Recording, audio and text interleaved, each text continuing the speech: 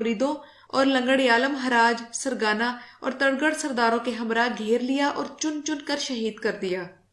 یہی پیر مہر شاہ آف حویلی کورنگا سید فخر امام کے پردادے کا سگا بھائی تھا۔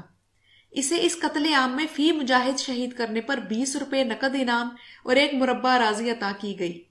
ہندوستان میں مسلمانوں کی جنگ آزادی کے دوران ملتان میں آباد پٹھان قبیلے کے گردیزی خاندان نے انگریز سرکار کا بھرپور ساتھ دیا، لہٰذا انگریز سرکار نے ان کی مدد کے صلے میں انہیں جاگیریں عطا کی۔ خان گڑھ میں آباد پٹھان قبیلے کے نواب زادگان کے جد امجد اللہ داد خان نے انگریزوں کے خلاف تحریک چلانے والوں کو کچلنے میں انگریزوں کا بھرپور ساتھ دیا، لہٰذا انگریز سرکار نے اس خدمت کے بدلے میں اسے 2 بار خصوصی خلعت دی اور انعام میں جاگیریں عطا کی۔ پاکستان کے نامور مرحوم سیاستدان نواب زادہ نصر اللہ انہی کی اولاد میں سے تھے۔ قصور میں آباد پٹھان قبیلے ممدوٹ نے انگریز کا بھرپور ساتھ دیا، چنانچہ اس خاندان کو قیمتی جاگیر، عہدے اور منصب دیے گئے۔ عیسیٰ خیل میں آباد پٹھان قبیلے کے نیازیوں نے انگریز کا بھرپور ساتھ دیا، چنانچہ اس خاندان کو قیمتی جاگیر، عہدے اور منصب دیے گئے۔ راجن پور میں آباد بلوچ قبیلے مزاری کے سردار امام بخش مزاری نے کھل کر انگریزوں کا ساتھ دیا، لہٰذا انگریز سرکار نے انگریز کی مدد کرنے کے صلے میں اسے سر کا خطاب دیا اور جاگیریں عطا کی۔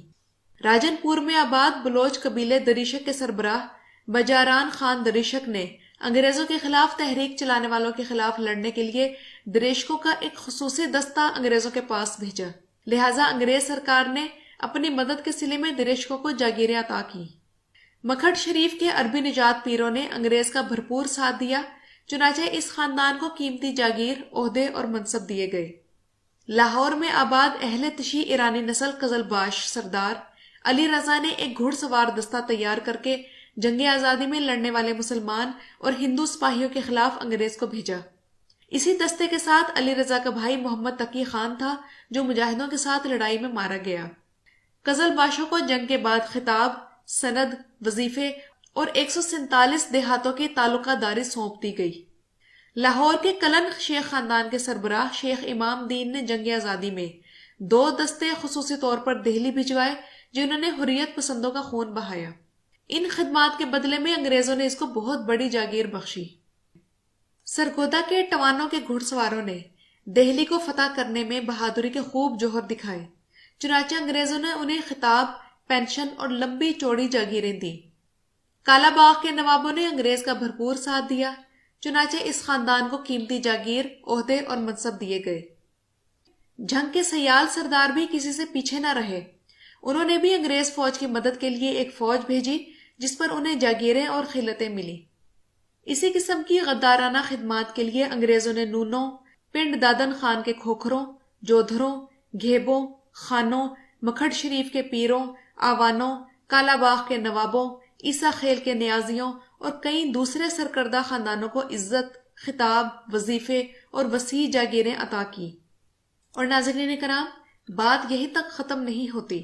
برصغیر میں قدم جمانے کے لیے انگریزوں نے یہاں کے وڈیروں، جاگیرداروں، نوابوں، شہزادوں، سول، پولیس اور آرمی سروس کے ممبران پر مسلسل نوازشات کے ذریعے وفاداری یقینی بنائی۔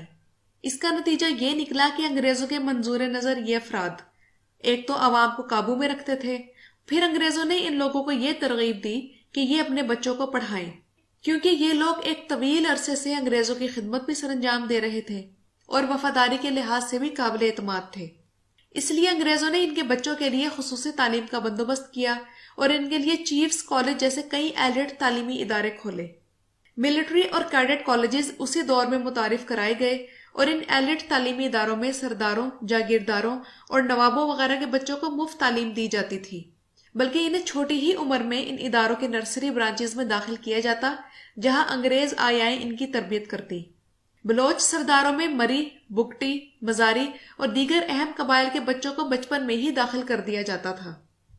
شیر محمد مری، محمد اکبر خان بگٹی، میر بلخ شیر مزاری اور میر شیر بار خان مزاری وغیرہ کو اسی پالیسی کے تحت تعلیم دی گئی، بلکہ انہیں اعلیٰ تعلیم کے لیے انگلینڈ بھی بھیجا گیا۔